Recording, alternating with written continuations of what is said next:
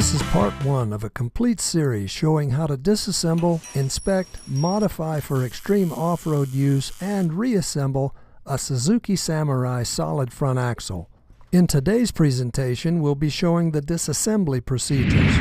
Begin by supporting the front axle assembly on jack stands and drain the oil by removing the drain plug using a 19mm socket. After the oil is drained, reinstall the drain plug. Remove the brake rotor by striking it sharply with a dead blow hammer. Remove the locking hub dial bolts using a 10mm socket. Once the bolts are removed, remove the locking hub dial and gasket and set it aside. Remove the axle snap ring using snap ring spreader pliers. Remove the locking hub bolts using a 12mm socket. Then remove the locking hub and locking hub gasket. In order to remove the wheel bearing lock nut, this tab needs to be bent open. Strike the tab using a cold chisel and hammer.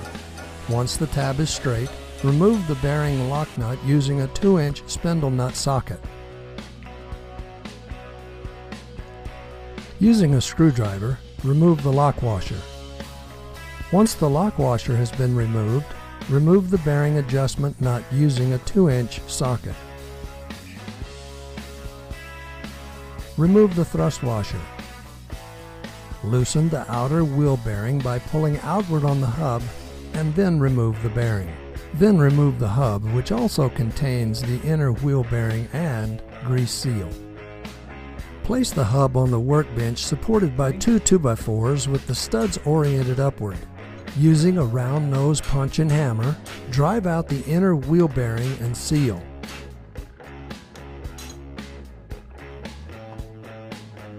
Flip the hub over with the wheel studs oriented downward and using the same punch and hammer, drive out the outer bearing race. This is done by striking the race sharply, alternating side to side.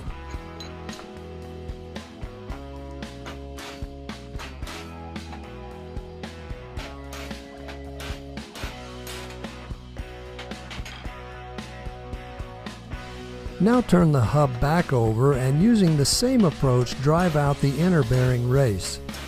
The race will hit the workbench before it comes completely out, so you'll need to support it with the 2 blocks of wood to completely remove the inner bearing race. Using a 14mm socket, remove all 4 of the backing plate and spindle bolts. Once the bolts are removed, remove the backing plate and spindle assembly. Then separate the backing plate and the spindle. Disconnect the tie rod from the steering arm. This is done by straightening the cotter pin, tapping it with a hammer, and pulling it out with pliers. Once the cotter pin has been removed, remove the tie rod nut using a 17mm socket. Disconnect the tie rod stud from the steering arm by striking it sharply with a hammer. If you plan on reusing the tie rod end, you'll want to disconnect it using a tie rod fork or a ball joint press. Rotate the axle 90 degrees. Remove the upper kingpin bolts using a 12mm socket. Loosen the kingpin by tapping it with a brass hammer.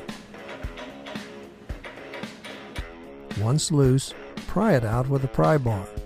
Be careful not to damage the steering knuckle or kingpin mating surfaces.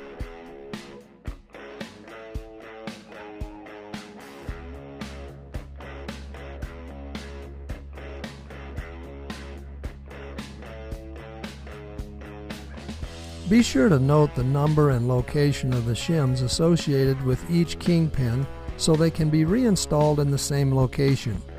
This will make reassembly and kingpin bearing adjustment easier upon reassembly.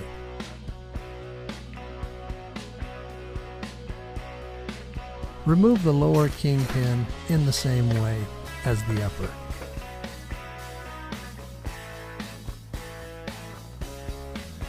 Using a 12mm socket, remove all 8 of the knuckleball seal bolts.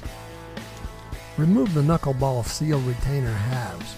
Set the knuckleball pad and seal back out of the way. then remove the steering knuckle. Once the knuckle has been removed, remove the upper kingpin bearing and the lower kingpin bearing. Remove the axle and Burfield joint and set it aside. Remove the knuckleball pad and seal. Using a cloth, wipe out any excess grease and clean up the knuckleball area.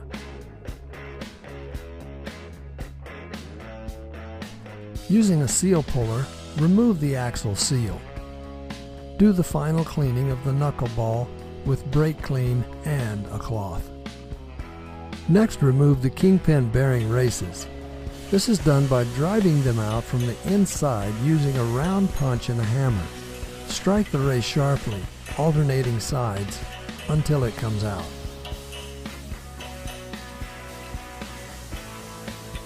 Remove the top race and then the bottom.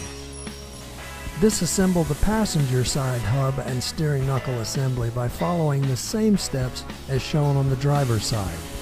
Next, remove the differential assembly.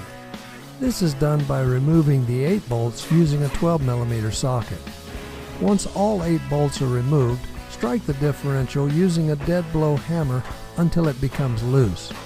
Then carefully pry the differential from the housing in several locations. Be sure not to damage the mating surfaces between the differential assembly and the axle housing.